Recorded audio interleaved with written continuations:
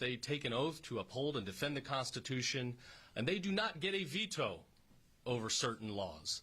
That is not appropriate for this branch of government. State attorneys, they enforce and carry out the law, and if our legislature and our governor have executed heightened criminal penalties, a state attorney does not have the ability to say, I'm not going to do that. So I think everybody's aware the governor suspended the state attorney here. Supreme Court, the judicial system upheld that and sent a message.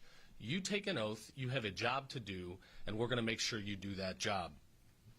Well, the state attorney's back, and already we have some new policies being pushed out where she's saying there are certain types of cases she's not going to take. Just last week alone, she turned down 90 cases from the sheriff's office here. That's not acceptable, and we're going to be watching. Now, in this policy, she says that she doesn't have the resources, and that's why a lot of these non-prosecutions are going to take place. Well, here this morning, we're here to help. We're going to tell her the words that no Soros prosecutor wants to hear. We're from the AG's office, and we're here to give you help. So the cavalry's here. We've got a tiger team of prosecutors that we're going to be sending to help out. We hope she will take that help. We want to get rid of that backlog, those thousands of cases, and we want to make sure that dangerous people are put behind bars. We want to see bad guys go away. The people of Orlando, they don't deserve to be in an unsafe situation.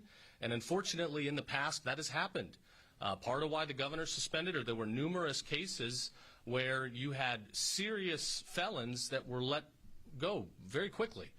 You've got a very aggressive felony case, they're let back on the street, and weeks later, murders take place. People are losing their lives because of non-prosecution policies. That cannot happen. We owe it to the people of Orlando to make sure that we are enforcing rule of law and that we are backing up our law enforcement. Our law enforcement put their lives on the line every single day and night to ensure that bad people go away. So what happens when what message do you send when all of a sudden you let somebody go after they've committed a serious offense, or you decide not to prosecute a serious offense? What message does that send to our law enforcement who put their neck out every single day? So we're not going to let that happen. We're here to help. We're watching, and we're going to make sure that we are doing everything we can to give the resources and make sure that we're prosecuting these cases. So I'm excited to be joined here this morning. We've got Orange County Sheriff John Mina. We've got the Florida statewide prosecutor, Nick Cox, who's kind of in his final lap with our office, and we're going to miss him, but appreciate everything he's done for the state. We have several chiefs with us, Chief Grisham from Belle Island, Chief DeShriver from Edgewood, Chief Manuel from Maitland, Chief Graham from Winter Garden, and Chief Metzger from UCF. We want to help these guys. We want to enforce rule of law, and we're going to send the cavalry down here to make sure that we're putting bad dudes away. So thank you. I'm going to turn it over now to Sheriff John Mina. Thank you, Attorney General, and we will all want to thank you for this additional assistance here in Orange County. I think by providing these attorneys to this circuit, this will really help us clear that backlog of cases. I also want to thank the State Attorney Worrell for reaching out and asking for help. I know that's not an easy thing to do, but this is the right thing for Orange County and Osceola County and the Ninth Circuit here. We need to clear this backlog. We need to start working together to accept these cases, some very serious, and this is all about protecting the victims. All right, and as Sheriff of Orange County, I want to make sure that our residents and our victims know that we are fighting for them, and I want to make sure that no victim is ever forgotten. Again, big thanks to the Attorney General and his staff for helping out here in Orange County so that no victims are forgotten. Thanks. I'll call up our statewide prosecutor, Nick Cox. Good morning. I am very, very proud, General, to be here. Very, very proud to be here with these prosecutors. These are 4 of the prosecutors that we're going to be sending over to help the Ninth Circuit State Attorney get through their what's reported to be a 13,000 case backlog. This is something that we're very proud to do, very happy to do. You know, when you have another prosecutor who's struggling and cases aren't being prosecuted, cases aren't even being reviewed for prosecution, it's time to worry, especially when there's 13,000 of them. And so we are very, very happy to be doing this. By the way, this isn't anything new for the Office of Statewide Prosecution. We have done this in the past for other state attorneys' offices. In fact, we did it here several years ago when the matter came up where Governor Scott removed State Attorney Ayala, former State Attorney Ayala, on the death penalty cases. And when those were assigned to the Fifth Circuit State Attorney, Brad King, we actually reached out to him and said, do you need a little help? Because you just picked up 23 death penalty cases, and we were assigned about 7 or 8 of them. So this is nothing new for us. We've done the same thing down in Key West. When they were facing some problems down there, it wasn't anything like this. They reached out to us and said, would you please come help us? We're having a problem having enough lawyers down here to prosecute cases. So for about 3.5 months, we went down there every day with 3 or 4 people. I went down and spent about 5 weeks there myself, handling everything from misdemeanors to capital murder cases. The lawyers at statewide prosecution, we've been doing this a while. We generally have lawyers. We hire people that have been prosecuting for multiple years, and so they know what they're doing. They know how to do their job, and this is just an example of the folks who are going to be helping to do this. And so we look forward to working with the state attorney's office to try to clear this backlog, because as the sheriff said, if we don't get this done, it's dangerous. It's a public safety issue. And so we're glad to do anything we can to help Orlando avoid the public safety issue. And like the General said, put the bad guys away. Thank you, General. So we've got great prosecutors across the state, great state attorneys, and everybody, should share the same mission, which is making Florida the safest state in the country to raise a family. And if people need help, they should raise their hand and ask. I'll say, look, the life of a prosecutor is a tough one. They're not the highest paid positions, and the hours are not a cakewalk. You're working around the clock, and you're doing it because you're a public servant. And the people of Florida, they don't want excuses. They want you to get the job done, and that's our duty, and that's why we're here today. So with that, take any questions. Got time for a few? Will the attorneys who are going to be doing this be answering to you or to the state attorney? Well, they first of all, they've got to report up through that office to actually be accepted in. She might not accept them. I hope she will, but she might not. But otherwise, it'll be a collaborative effort. We'll take direction where we can, but let's put it this way: we're not going to be directed to not prosecute something that should be prosecuted. Anything you'd add to that? No, it would be something, we will be acting under her authority. These are Fifth Circuit cases. So we will try to determine, how these cases would typically be handled in the Ninth Circuit. But at the same time, we're going to bring to bear our opinions and our judgment on the cases, working with the state attorney's office. But, these folks will probably end up being cross-sworn by the state attorney so that they are operating under her authority, and that's how it'll work. But I will be maintaining very close contact both with the state attorney and with our prosecutors to make sure everything's going smoothly. She's also asked for 13 additional attorneys to help. Is it 4 that's going to be helping? No, it'll be more than 4. I thank these guys for being here today, but we'll have a handful more as well. Do you think 13? I don't know that we're going to give them 13 out of the gate. We're continuing to ask for more resources statewide. We'll see what we can do here.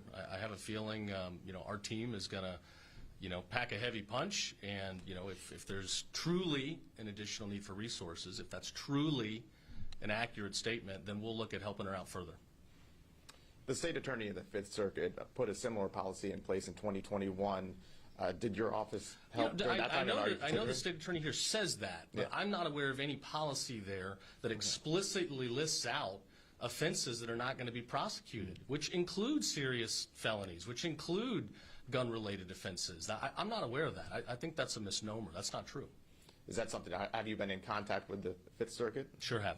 And what are they saying? The Fifth Circuit has not turned away any cases. And while we're on the subject, there was a grand jury that was convened in Polk County, I believe, looking into the state attorney Worrell. Where does that stand now, and are you able to say whether or not that case is closed, no charges, or is it still open? I don't think I'm allowed to talk about it. I don't know. I wasn't assigned to it. Yeah, I'm not sure. And in terms of the backlog of cases, has your office done an analysis of all the circuits? Like, how does Orange and Osceola County compare to the other circuits? Yeah, do you have anything there? Well, let me go back to the previous question. When you were asking about the Fifth Circuit, I have spoken with Mr. I apologize. I have spoken with Mr. Gladson about it, and the difference there is reports here have that there's over 13,000 cases. When I spoke to Mr. Gladson last, he has a few hundred. So they don't have the problem. They don't have the need for the assistance, and they've been able to keep up with it. I think one of the key things, if I might say, General, I think one of the key things that I saw with Mr. Gladson's policy is that his policy encourages contact with law enforcement and conversations with law enforcement. You know, as a prosecutor, I don't know what's going on the streets like these guys do. And so I need to listen to them. And so when you're dealing with these non-arrest cases, I think that's the key thing with Mr. Gladson's policy is that it encourages involvement with law enforcement. You were asking me, I apologize. I'm wondering if the Attorney General's office has done an analysis in terms of backlogs of cases. How does this circuit compare to other circuits, and why are we scrutinizing this circuit? May I, General? Sure, go ahead. I can't say that I've done any sort of a research like that. I don't know if the AG's has. The one thing I am aware of in these last several days trying to get ready to come over here is there's no problem anywhere else like there is here. I mean, over 13,000 cases, that's a remarkable number. That is an absolutely remarkable number. And I cannot imagine that was something that was just built up, you know, in the last month. I mean, that took a little bit of time, but that's a remarkable number, and it needs to be dealt with. It doesn't need to be set aside. It needs to be dealt with. Yeah, we have done analysis. I mean, there's a disproportionately high backlog here. We're trying to gather more data. That's why the governor's office has instituted policies over the last couple of years to collect more data from various circuits and jurisdictions so that we can analyze and figure out, you know, where might there be intentionality behind the non-prosecutions as opposed to, you know, true prosecutorial discretion, which is essential to our criminal justice system. Prosecutors need to have some flexibility and the opportunity to, plea things down and to recognize that not all cases are created equal. There are unusual circumstances here and there. But that does not mean a prosecutor gets to make a blanket policy statement to say, I'm not going to bring these cases. That is not constitutional. Sheriff Mina, can you give a real world example of where we'd have a situation where there's a crime, where there's a person who's considered dangerous, but there wouldn't be an arrest? So we just had one recently that was rejected by the state attorney's office. There was a man lurking around a karate studio. Parents and the people from the karate studio took note. They called us. He was trespassed because he doesn't have any kids there. Well, he returned. Again, that's trespass after warning, lurking around kids. We weren't there. We didn't witness it. He had already left. So they rejected the case. And their answer to that is, we'll go get a warrant, but the judges in this circuit won't sign those misdemeanor warrants. There are certain cases that law enforcement has to witness in order to make a physical arrest. So our options are file with the state attorney's office, which we've been doing for 35 years since I've been in law enforcement, or go get a warrant from a judge. And it's been made clear in this circuit that the judges won't review those misdemeanor warrants.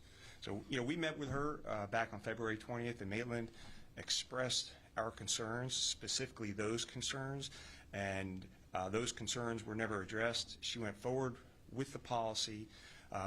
Once the policy was implemented, we asked her to pause on the policy so we can try and get together and address these concerns, and she refused. We're in the process of trying to meet with her again to talk about this, because law enforcement is stuck in the middle.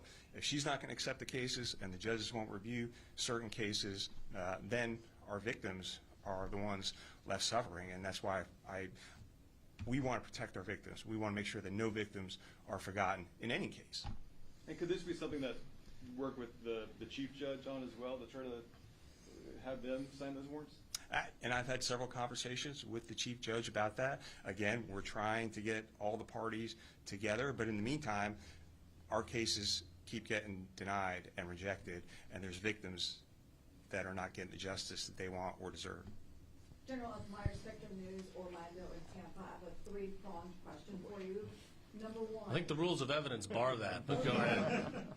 Number one, can you walk us through the timeline, sir, if you can, on when the backlog started to become evident? Was it with the most recent state attorney before Monique Morale?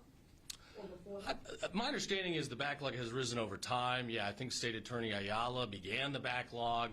The last state attorney, or the current state attorney, who was the prior state attorney, certainly didn't do anything to help it. And I know the governor looked at that. You know, he laid out in an executive order his suspension decision, and it wasn't like that was a 2-sentence order. It was pretty well documented that there were systematic approaches on non-prosecution that led to that backlog. That's not acceptable. Part two, what do you say to critics who say this is politically motivated? You have law enforcement here saying, we've offered the help has been turned down by Monique Royal's office, but people will still ask and say that this is politically motivated. To those critics, you say what? This is not politically motivated. We're not running around the state looking for people to remove from office. We're looking for people that aren't doing their job.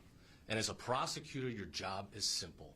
Put bad people away and keep Floridians safe. It's that simple. If you're willing to do that, I got no beef with you. I want to help you. I want to help everybody. Democrat, Republican, other, if you are a prosecutor, your job is to put bad people away. And that's what we got to do. Part three, what is your expectation of Monique Royal right now? I hope, like I said, I hope she takes the help. We're here to help. I don't know. She might not. I hope she will. We can't force her to. But we heard the plea. If indeed resources are the real reason for these non-prosecution policies, we are going to come to help, and we will continue finding ways to help until we've gotten through this backlog.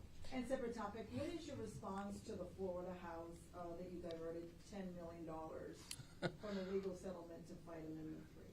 All right, here's the thing. Hope Florida's got a great mission. Hope Florida, has saved thousands, has helped thousands of people in this state. The First Lady's been a great champion for it. I know the press wants to spin this as her organization. You've got an independent foundation that's got its own board. It's a not-for-profit, and it made its own decision to give generous support to other not-for-profits that, by the way, already work with the entity and share that same mission, helping moms, helping families, protecting our kids. That's totally fine. There's nothing wrong with that. And if some of those organizations were already active in the fight to oppose a dangerous constitutional amendment that would have allowed recreational marijuana to be used anywhere, there's also not a problem with that. Let's remember what that amendment did. That amendment was going to allow marijuana to be used not just in the privacy of your own home, but anywhere in public. Restaurants, parks, theme parks, probably even schools. That put our kids in jeopardy. And some of these nonprofits that are out there that fight against drug abuse, they've seen what I've seen in other states that have allowed recreational marijuana. They see ER visits for kids going up threefold in some jurisdictions where recreational is allowed. And some of those are jurisdictions that don't even allow it in public, but it gets there anyway. It's no secret. I was very, very out there on the fight against Amendment 3. I think Amendment 3 challenged the way of life that we've worked very hard to protect here in Florida. It challenged our small businesses. It challenged our families. And at the end of the day, as our statewide prosecutor here knows, I'm all about the kids. And if you're going to put our kids in danger, you're going to have a problem with me. So Hope Florida didn't do anything wrong. I'm proud of the work they do. These other nonprofit organizations that have helped, against the Amendment 3 effort, we should be thankful to them, to all of them. They stepped up in a big way, and because of that, we won. General Uthmeier, you admitted that this backlog of cases is not a new thing here in the Ninth Judicial Circuit. So why did former State Attorney Andrew Bain ask for help? Say that one more time. You admitted the backlog of cases is nothing new for this circuit. So I'm wondering why former State Attorney Andrew Bain didn't ask for help. Well, my understanding is he was working hard to crack down on the backlog. And he was prosecuting a lot of cases that had not been prosecuted before. In fact, I'm seeing cases now where decisions are being made to not prosecute that I know for a fact that state attorney would have prosecuted. So, she's saying resources are her excuse, and we're going to highlight that. If that's true, accept the help. Well, what's the next step? We got to run, guys. We got a tight schedule, and I want to make sure we have time for one very important thing. Our statewide prosecutor is on his last leg here with our office. He's been here in the AG's office about 15 years, right? Yes, sir. He started his career as a prosecutor over in Hillsborough County in the state attorney's office there.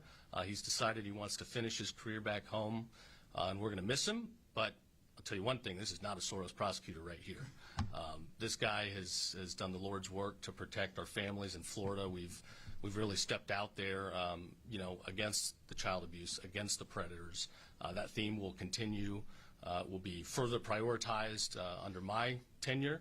But I thank him for his time here. If you spend even a day or two getting to know the prosecutors in our statewide office, you can see that there's a great culture, and I can tell where it comes from. There's a passion here behind this work. They love what they do, and they get great results because of that passion, and I'm hopeful that we can share that passion with other circuits, especially here if the help is accepted. We have a tradition in the office. We've got something called a Back the Blue Award that my predecessor really loved, and I'm growing to embrace as well, to honor the heroes in the criminal justice system, sometimes law enforcement, sometimes not, but people that have done the Lord's work to back our law enforcement, to help them enforce rule of law and keep our state safe, strong, and free. So with that, I'd like to award, and you get a nicer plaque, but just for today, get Nick Cox the official Back the Blue Award before he takes off, and it's been a pleasure. So that's all we got time for today. Thanks, everybody.